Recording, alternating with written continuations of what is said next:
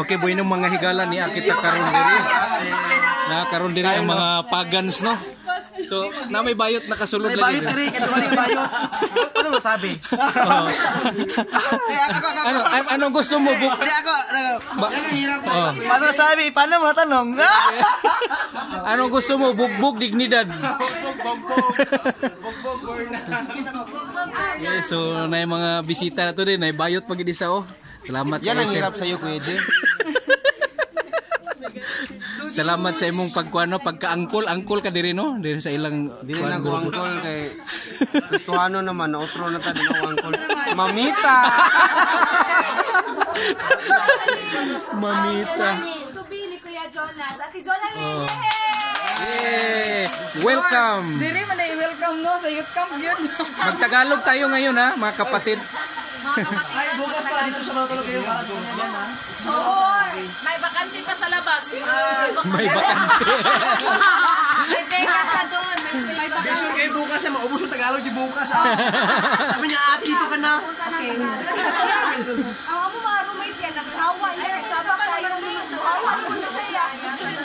Ay, hindi. Masarap matulog yan. Ma'am, anong masasabi mo? First time mo sa camping na ito? Pangalawang beses o first time yun? First time. Okay, so anong masasabi mo na first time mo ngayon? Walang joy. Okay. Ano mo ng mga problem na release kanina pa, grabe nilak. Maayo. So, unsay message ganina sa wali ganina? Wali ganina, power up means share and wisdom. Wow. Memorize ha? Tulo ka R. Rejoicing. Restoration. And redirection. Halaka, grabe. So, nakasulod yun sa imong heart. Mayo. So, wala kami ngawa ni Aris, aman siya karon. Ano pala eh. Okay. Muna tawag nga Jesus first ayun. Yes. Tawag siya tomorrow. Yes. Uban ni Mami Tina. Okay, so napay second night no? Kinsay speaker sa second night? Kaila. Okay, so basta na ay mga speaker ng mga jukiron na mga naka-assign. So at least malingaw-lingaw po ka. Wala ka ito, Pastor. Wala ko ato. So sir, anong masabi mo ngayon sir na nakabalik ka ngayon sa CDO? Mahirap talaga yung buhay probinsya. Kasi doon ako sa probinsya ng Luzon. Hindi lang pala maraming mga lobster doon. Pati pala mga isda at saka mga hipon. Ang dami masarap. Maraming masarap. Mura lang. Yung lobster doon, 10 piso. Yung isda naman doon, 2 klase lang. Original at saka local. So kung saan ka pa, doon ka na sa probinsya ng original. Wow. So may mga memories ka ba dito sa youth camp noong kapanahunan mo? Anong hindi mo makalimutan? Natatandaan nyo pa, natakot ako minsan, may nahulog. Pero maganda yung karanasan dito kasi yung time na yun, marami kasing mga kabatanunan. Okay. Pero ngayon, magiging MM na ako. Okay, level up. So hindi mo pa rin makalimutan yung mga young people dito. So how about you, ma'am? What can you say about your first night here? Huwag kang matakot sa liwanag. I'm so glad that I'm here now. Yeah. Wow! That's right. So I really enjoy with them. Yeah. And, mas masarap talaga dito sa Cagayan kasi marami kang kaibigan. Iba talaga sa Manila. Focus ka talaga sa work. Ganun ba? So that dito, ma-enjoy mo yung self mo and makasama mo yung family. Ilang taon ka sa Manila nagtrabaho? 2 years. 2 years? So parang naho-homesick ka talaga? No-homesick. Parang hinahanap mo talaga dito sa kung saan ka galing. Yes, right. So enjoy your nights, more 2 nights pa sa youth camp. So every may altar calling, forward ka palagi para ma-pray over. Amen, praise the Lord. Right.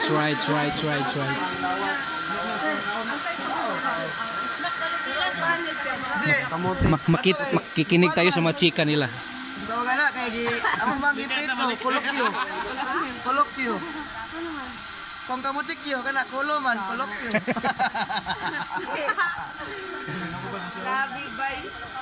Hi. Sir, may memories ka ba dito sa youth camp noong mga kapanahunan mo? Dami? Dami. O sa may kalabutan sa puso? O... Sana yun?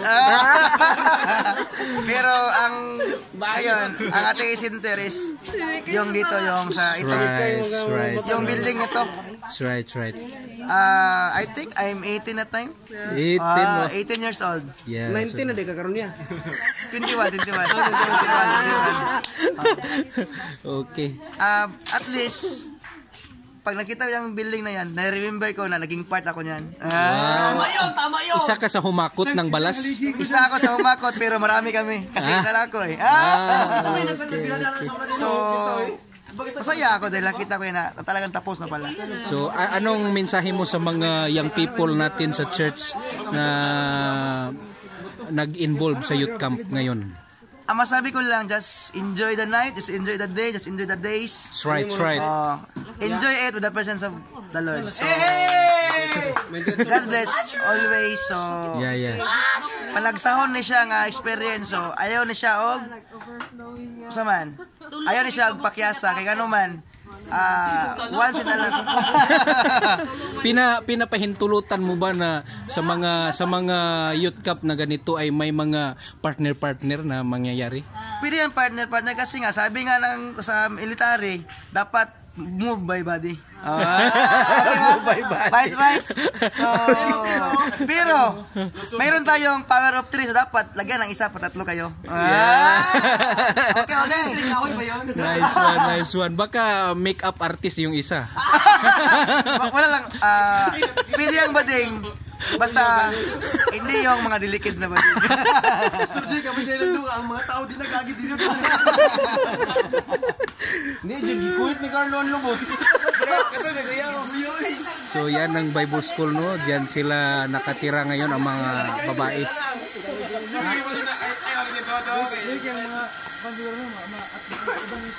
How about you, sister? Wala akong mukhang may papakita kasi malaki yung bugas-bugas ko. May bigas ka pala sa mukha. May bigas ako kasi okay baka lang yan. bukas at wala na kaming bigas. Kukunin ko lang to. Totoo ba yan na kapag may bigas sa mukha, pag-ibig na hindi nakasingaw? Pag-ibig na hindi nakasingaw, hindi. Galit ito. Okay, so anong masasabi mo sa mga babaeng kasama mo ngayon sa youth camp? Anong gusto mong masasabi ko lang na i-advise sa kanila? Parang ako sila. 5 5 years ago. 5 years ago, nakikita mo sarili mo sa kanila? 5 years ago. Wow. So ano ba ang may tanong ko, ano ang pinaka-worst memories mo dito sa camping na ito nung panahong sali ka pa? Mga 5 years ago din. Yung may kunting something lang kasi kami ay natulog sa sa island. So maraming mga taong labas-pasok. So doon medyo lumabas yung attitude na hindi kaaya-aya. Pero noon yun. So ngayon okay na kasi yung katabi namin umalis na. Wow, mabuti. So Pastor, ako bugas-bugas Pastor J sa mukha. Sila may edit lang yan. So ma'am, ano masasabi mo ma'am sa camping na ito? Mensahe mo para sa mga campers. Mensahe mo sa mga campers. Dapat mag-enjoy sila because once in a lifetime ito yung experience yun nga. That's right. Mauban ang mga youth together. That's right. Mabatian ang presensya sa Ginoong mga That's right. Kung advice ay ilang i-enjoy ang time, ang day, uban nga makipagbanding sa youth, and I know that really good useless ang panan, super duper nice good. Wow, nice. Thank you ma'am. So kasama natin ngayon si Sid. Nakisama sa camping natin ngayon. Sir Sid, okay lang ba? Sinasanay ka na sa camping? Pag-camp ka na sunod? Sir, totoo ba sir na talagang namimiss mo ang camping kahit may anak ka na? Actually, kahit ilang taon nang lumipas na hindi na ako part sa youth department, pero yung heart ko talaga dito pa rin sa youth camp. Kasi dito mo kasi na-experience yung paano gagawa ng paraan ng Panginoon para sa'yo. Kaya isa tong dahilan para yung growth mo sa spiritual continuous. So, namimiss ko to at saka kahit ganito na yung situation namin, pumupunta pa rin kami. Wow. May mga worst experience ka ba dito nung mga youth camp noon? Oo. Yung worst experience namin is yung mga wala kaming pagkain. Wow, lagi. Isa din yun na pinaghahatian namin yung sardinas, pero at least yung experience is maganda talaga. So, kaya kayong mga nakikinig dyan, kung meron man kayong pera, next time or kahit ngayon, pwede pa kayo makahabol kahit ilang dinisyon, 500 minimum. Wow. Yun lang. So, donate kayo kasi kailangan talaga nila. Kailangan talaga at saka na-experience na kasiyahan, hindi hindi yun mabayaran yung 500 na yan. Yes, that's right. So, any amount will do. Yes, Thank makahabol you. pa. Makahabol pa. Meron pa 2 araw. Wow, yes. God bless us all. Yes, thank you, sir.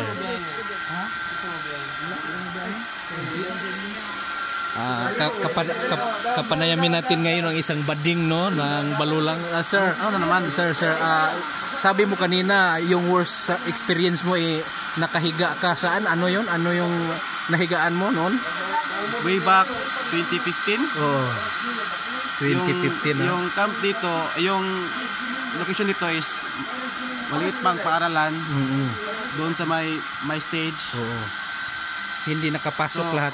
Hindi. So ang mga kwa lang nakapasok lahat, mga VIP. So kami mga bakla. Mga low class. So doon kami sa tent. Pero totoo ba na yung EG Balulang palaging nahuli kasi tapulan na magsayo? Oh, yes. Yes. Ako ang nahuli. So, palagi na lang sa labas na nakahiga kasi late palagi. So, anong ma-advise mo sa mga campers ngayon, mga new generation campers? Be active and be courageous. Thank you. That's all. Okay, salamat Bayot. Okay, so gabiin na kayo, no? So nagbanding-banding pa sila karon.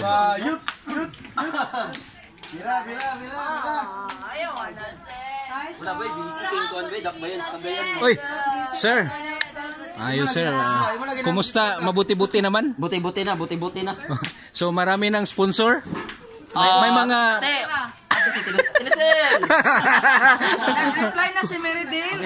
Magkano? Sabi niya kanina walang bangko. Uy. Paano na ito Ate Lucille? Iko nga, sige pwede pa makahabol pa. Wow. Ato tong hulatan niyang text. Gada ko yung kuha ng mga 10,000 na ba? Yes. Wala pang Jollibee ni Bisel na guys. Ito ko muna. Sige atong kaning kamuto.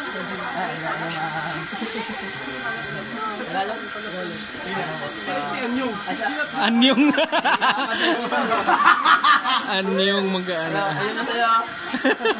Yari sa tama. Ayun na tayo. So anong mga palatuntunan ngayon?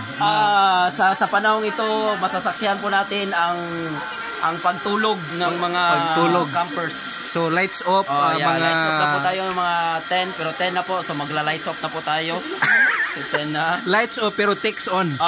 Text okay on. pa, walang problema yung text. Kasi pupunta pa kami ng gate. Yes. Mag-aatang. Mag-aatang.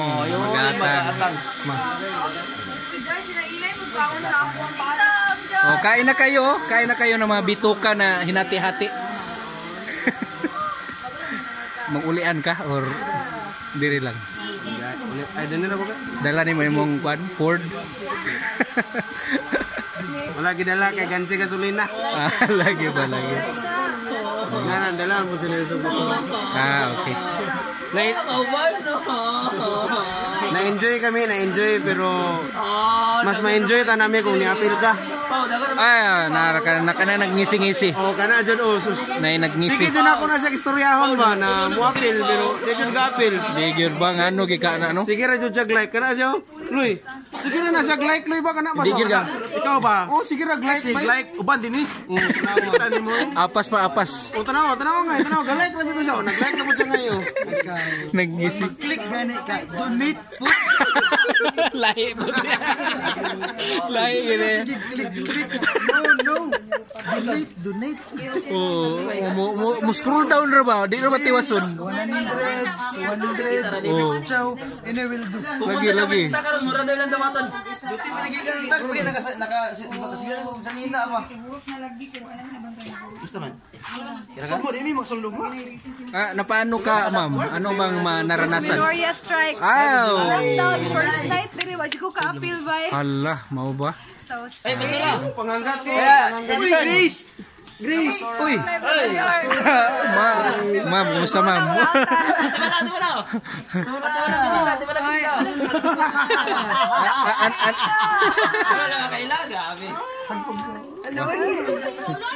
Huwag mo kami kalimutan ha. New Year. Basta na. Kuya Juno. Ako lang. Bitawan mo yan. Ako na. Mahala na ako galit. Sorry. Sige. God bless. Ikaw wala ka. Iungit mo ni ate kayo mo. Tanawan na to ang mga nangaon diri nga wala kagwanta. Grabe king kaon nila di gini sila magpapugong silang gibati ba. Di sampol ko ni sa paghungit bi sa salin sa Pasko. Bi. Hala, grabe gini si Britney ba.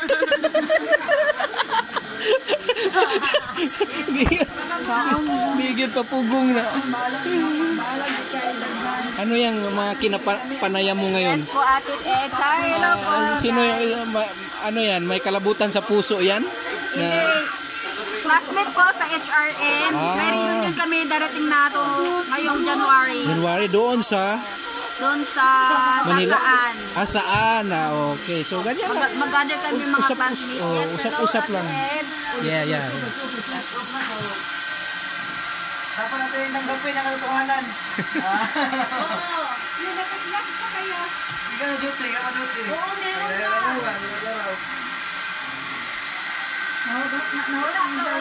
Dapat na dalaw short pan. Nag-visit na si Ate Salia. Kanina pala na ba?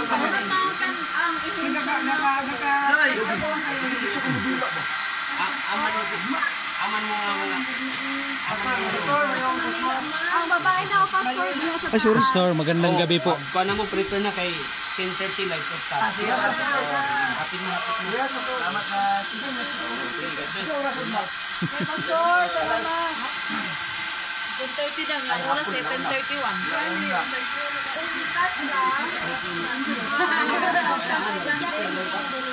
Buturan sa yung tinanaw. Palitin yung pagkaon. Wala na dito. Ito nga pastor kaya ngo na ko nga kaunog tiktik. Para madula ko bawa. Ano yan? Dugin ako dula ba ba? Uy! May mga kapuso ka pala dyan. Hello. Kapuso. Basta na mo sa gisulod kami duha. Dabi sa akin na. Dito kasi ang people. Dito kasi yung people cool. Asa kami nang giwala. Kasi yung people cool. Ako tingko version lang sa inyo kung mapiangan ha. Excuse me. In yapon pa. Time England. Sige ta. Register sa register. Yo, last day na sa register. Ako lang ko po na register. Register ka, Col?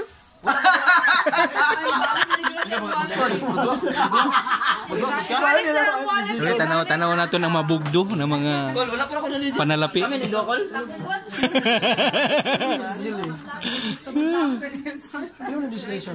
boy, pila register? 100. 100 na son. 100 lang. Balik ang sukli. Pwede ko madawat. Register niyo na 100 bukas.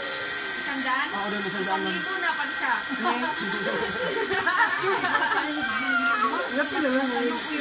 May Santa Claus tayo dito, mga kapatid. Kaya na lang bukas. Magsama lang kami, ako na lang Jason dito, kami lang Jason. Tapos, si Carlo, hindi ka pwede maangkas sa amin kasi malaki ka masyado. Sa compartment ka na, sa compartment ka na lang.